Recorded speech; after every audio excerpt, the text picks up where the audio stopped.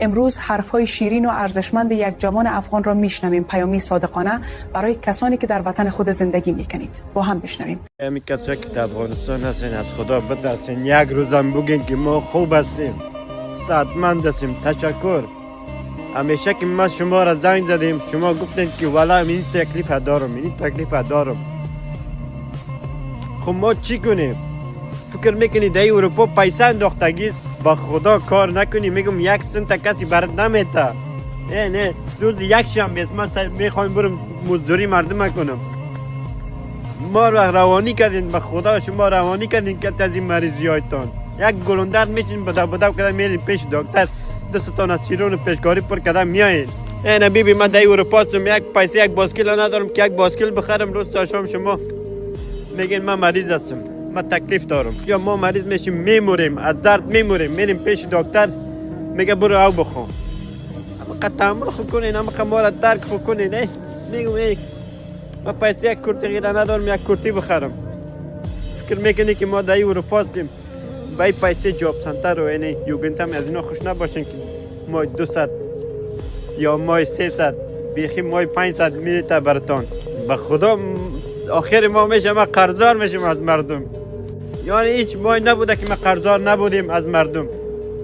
چرا؟ چون که من پول رو امان میکنم، فامیل ما کمک میکنم، اما خودم قرضدار. پیسه یک کرتی رو میگم من ندارم، پیسه یک کفش ما میگم ندارم. یک کمی درک داشته باشین. به خدای جوانای شما اینجا هزاران رقم مشکل میکشن.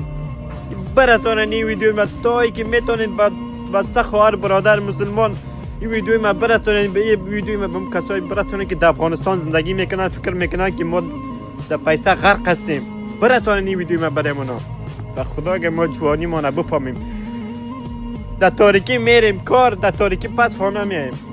یم روزگار شد، یم زندگی شد، اصلا ما از جوانی ما لذت نمیبریم. یک کمی درک داشته باشین، فهم داشته باشین. به خدای جوانا هزاران رقم مشکلات نیست، اینا دست و پنجه نرم میکنن در اروپا.